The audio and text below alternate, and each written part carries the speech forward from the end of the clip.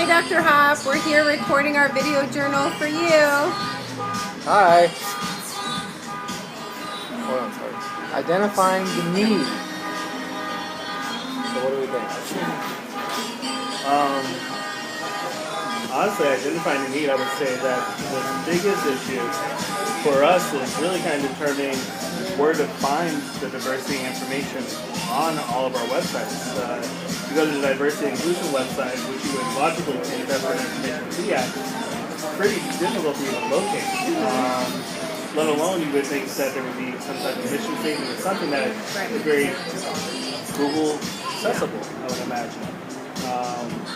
Yeah, we're definitely not able to find any type of clear definition of diversity unless we really search high and low on the UCF website. Like Cedric was saying, he couldn't even find the diversity statement until he searched a few different ways.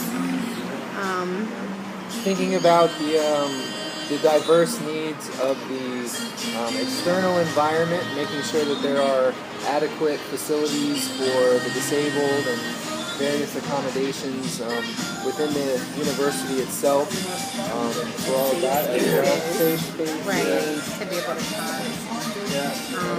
I would strongly agree with that because I know through the DEUs that the university offers that certain individuals can be classified as a safe space, but there's no place, at least that we were able to locate relatively easily, where you can actually find where those safe spaces are quickly. And then on top of the diversity missions, yes, I did find some information that I believe was called a Respect UCF. It was kind of a one-page PDF that I was able to go and locate that did kind of map out the full definition of diversity within the confines or restraints of the university, but it was not something that was easily accessible. And the only thing that I could find for diversity with UCF was part of the Collective Impact Project, where it was just kind of like a brief blurb about to become more diverse and more inclusive with the university.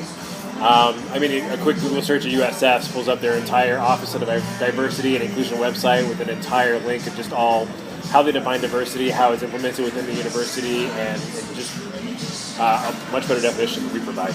Right. And there's no congruence across the UCF, the colleges within UCF, and SACS accreditation. It's all very different, so that can leave a lot of discrepancies. Is what we're noticing. Absolutely. Yeah, I would honestly say, and not to kind of jump the gun a little bit, but that kind of leads into question number 2 a little bit, where it's kind of discussing, if I remember correctly, Delegating. Yeah, how to delegate the diversity within the institution, how we make that determination, and it really should kind of come down from SACS, but to The Office of Diversity and Inclusion. Yeah, I almost said Office of Student Involvement for some weird reason. But Office of Diversity and Inclusion should really kind of be the parent, the hub of it, and then all the colleges should be aligning their respective mission statements to respect diversity and then of course them with SACS. Right. We want to avoid misalignment. I think the biggest thing was just finding a clear diversity policy, basically stating which elements we're going to incorporate into this diversity policy. But not only that, but making sure that there's one central hub on the campus, and then being able to keep in line and have other colleges fall in line and follow a similar process, set everything seamless with what the university wants, and in congruence with the accrediting agency as well. Yes, exactly. I agree with that. Okay, so thinking about others that should be included in the policy development process, delegating various responsibilities to different locations, or different departments, or different offices. So things that we're thinking about, as we mentioned, the Office of Diversity and Inclusion being kind of a centralized hub for maintaining the ideal standard among UCF UCF's colleges and SACS accreditation Right. to create congruency. Something I thought about was including maybe some representatives from SACS in the diversity policy development process to ensure that there is that alignment with its accrediting agency. And just something randomly, there has to be maintenance of policy as well. So maybe a specific team or faculty who's in charge of maintaining that implementation. Some kind of diverse group of stakeholders, faculty members, students, who can meet, somewhat frequently to review the effectiveness of the implementation of the policy and to ensure that those standards are being met and the policy is being followed. Well, because I know we talked about having ODI run everything and talk about each college creating their own diversity policy based on that. But we haven't talked about the supporting offices, I guess. I didn't think about that. It's like admissions, financial aid, advising, and things like that. I feel like you want to have at least one person in their office or have a policy that kind of envelops all of that. And there has to be some kind of mechanism for, checking, to ensure that the policy is being followed at the different departments and throughout the different colleges as well. So maybe some kind of, review board or some kind of entity to ensure compliance is happening. I would agree with that wholeheartedly. Yeah.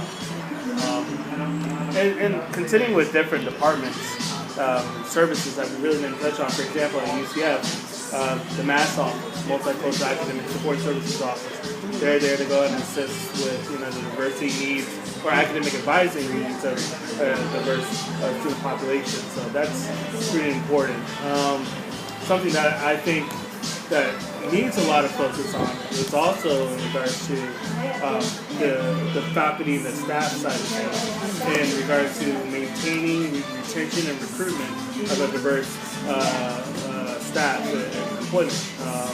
For example, we do have a program called LEAPS, I believe Leadership Enhancement Program. LEP, yes. And that's a program that is designed for diverse employees to allow them to kind of get some leadership training and also provide them an opportunity to have advancement at the completion of the particular program. That's something that I was taking a look at San Diego State University. They also have a similar program and focus on maintaining the retention and recruitment of a lot of diverse faculty and staff, which is pretty important because when you're working with this student population that's going to be diverse, you want to ensure that you have staff and faculty that reflective of that student population. I agree with that. Visible diversity is important. There's really no way around that. People need to have others in leadership roles that they can relate to, and that's important for them. And ensuring that there's some kind of process to bring people in and ensure that there's a structured set of support systems to ensure that there's not just retention but also advancement opportunities as well. So. I'm sorry, go ahead. I was going to say, I think another thing to bring into consideration is that having colleges provide a diversity statement and a diversity policy, it'd be awesome to have colleges show specifically how that diversity policy is used within their office and how it's influencing the different things that they do. Because when I reviewed the Brennan Honors College, I couldn't find much on it, but for the Honors College that I found at the University of Michigan, they talked specifically about their diversity policy and how all the decisions within their office were made with that in mind. Which is definitely something we want to do, is compare other institutions and their policies, what's effective, what's missing, and that would help us gauge what our policymakers are looking for in terms of diversity. Okay, in thinking about number 3, assessing the different responsibilities and delegating responsibilities to various different stakeholders to ensure that the policy is successful, various things to think about. One of which is comparing other universities and their diversity policies with UCF. So one that I found was Seminole State College, which is a neighbor to UCF, and they have various workshops and activities for diversity and inclusion that go beyond what's required of them. And that, I believe, is like the thinking that UCF and all institutions needs to have, is not what's required, what is beyond. Right, and one of the one of the major steps that they talked about taking at Seminole State College was creating specific safe spaces, particularly for their LGBTQ community, and also hosting various training sessions that are specific to Like women's rights. different diversity issues. Right. So having that training policy and having kind of the institutional focus and priority of developing these policies and ensuring that it's not just perhaps centralized in one location, but the various stakeholders are all qualified and have diverse talents, which help to address the issue in various ways. And Cedric. And Cedric. Continuing with the theme of comparing institutions, when you take a look at like San Diego State University, they actually had a pledge located right on their website, on the diversity and inclusion website, right there at the bottom. Actually, every page of their website, of the diversity website, that has that pledge there, where you can actually fill out the information and pledge that you're going to be an advocate for diversity and for inclusion, which is an amazing thing to really kind of bring it to the forefront. And then if you take a look at UCLA, UCLA really has a lot of different things when it comes to diversity and inclusion. For example, they have diversity officers that they're discussing. They have discrimination officers that they're discussing. They have incident reports that are located right on their website where you can go ahead and indicate information pretty quickly.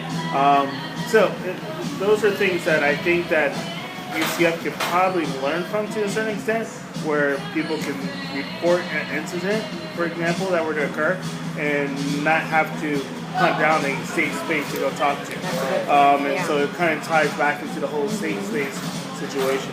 Yes. And just the fundamental issue of there not being a clear diversity policy. What was the one you said you Googled it? And Yeah, was just, USF has a clear diversity policy. As soon as you Right. click on it, the whole entire page lights up. It tells you exactly their diversity Right. policy and how they go about making it. Going off what Cedric said about safe spaces and empowering people to create their own and provide more information, I think UCF does a great job with DEUs and providing diversity education units and teaching faculty and staff members all about the different types of ethnicities and minorities and honestly sexual orientation. Other They've been to all the ones. LGBTQ ones. About just giving them an awareness and giving more information to make more informed decisions, I guess. One of the things that they do with the DEU program is they have Safe Zone advocates, but they're more geared towards LGBTQ plus members. I think that incorporating a better program for diversity or inclusion and having people take a pledge or having the ability to be a Safe Zone or a diversity advocate. Sure. I know that whoever completes the program gets like a sticker or a placard that they can put on their office that designates that as a safe space. Oh, that's cool. Exactly. Oh, I didn't know that. and that visibility That's is awesome. important. Yeah. Yeah, I As like long that. as it's being applied. And the only problem with that is that it's not anywhere located, say, on a website. Nowadays, students are digital. I mean, they're on their phone looking for things. Well, that's the first thing we all did. Was Right, was look it up. Google UCF Yeah. University. So you're not walking around just looking, oh, there's an office right there, you know? Right. You need to have it where they can access Yeah. it from their phone so they know where to go. I mean, I would even say the SAC statement, I almost wasn't sure if that was the correct one because it was just this, felt like a random PDF. So even that could be better implemented, in my opinion. So it's more, aligned. Also, I think talking about the accreditation in general. I work for UCF, and prior to that, I had no idea what our accrediting agency was or what it even existed. Right, so how would you know? Exactly. We have a lot of students that come in all the time that are transferring other universities that have no idea that their credits won't transfer because of the accreditation agencies. So I think making people more aware of the diversity policy within the accrediting agency that the school is accredited by will provide more visibility and more knowledge. Yeah, definitely. I agree. So we are going to take some time to reflect on everything we've discussed in this meeting, and then we'll come back with our I used to think, but now I know, more pertaining to the subject matter. Before we sat down and started talking about our group project this week, I used to think that the project itself had been made easier and less complicated by us shifting from actually articulating and writing the diversity policy to merely thinking about the process itself in coming up with that diversity policy. Now I think that just the process of thinking about who should be included in the decision-making system, who the applicable stakeholders are, how you accommodate not just ethnic diversity, but gender diversity, religious diversity, sexual orientation diversity, and then also thinking about all the possible intersections within those complex, diverse interpersonal identities, and then also thinking about the diversity of the physical environment in which this whole campus diversity schema takes place, and thinking about the academic diversity that the institution itself offers to this diverse community. It's definitely a more complicated process just thinking about the process than I had considered before. And before you can even think about articulating it, you have to think about, who's got to be included, what different, stratified levels of not only, including people in the process itself, but also evaluating the effectiveness of that process. All very complicated things to think about. And the most complicated thing of all is just thinking about what diversity means in this ever-changing social landscape. So it's all very complicated, and I kind of knew that before, but each week that just gets reaffirmed. So definitely thought-provoking. Thanks. Hi, Dr. Hop. So I used to think that accommodating all the types of diversity would be less challenging once a comprehensive definition of diversity was developed. And now I know that coming up with a singular, standardized, all-encompassing definition of diversity is nearly impossible.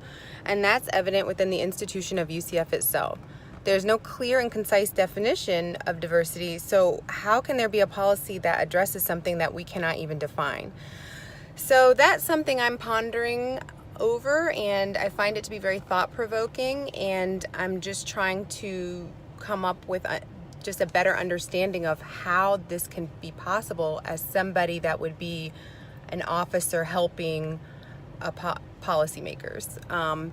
So that's the challenge, and I look forward to trying to overcome it. Thank you. The whole entire university needs to adopt a policy with a mindset of fostering minorities and fostering ethnicities and fostering different diversity among campuses. You have to look at the university as a whole, but you also have to look at each different department as well as each different college, and encourage each different college to adopt the diversity mindset that's been set by the university and set in places to encourage this diversity policy and this diversity mindset is used throughout every practice that they do. Having each college create their own diversity statement that falls in line with the universities as well as the accrediting agencies would be fantastic. It's also a lot of hard work to do as well. Not only should we create a policy, but you should also put it in practice, such as admitting students that are exemplify the diversity policy that they're trying to create, either minorities or culturally different students. And another thing that's also important would be ensuring that ideally, like the colleges have in fashion, I am making this video in front of the Nemours Children's Urgent Care, where I spent most of Sunday. Before doing this assignment, I used to think that creating a diversity policy was as simple as just creating a statement, such as our university tries to be more inclusive and more diverse and finding more students that are different minorities, different cultures, and different backgrounds. After doing this assignment, I would have to say that it's a lot more involved than I thought it would be.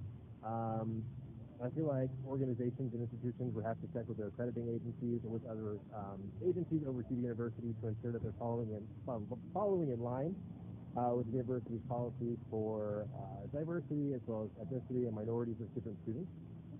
It's not as simple as just creating a simple diversity policy or diversity statement. The whole entire university needs to adopt a policy with a mindset of fostering minorities and fostering. Another thing that's important is ensuring that not only the university admitting students that resemble the diversity policy,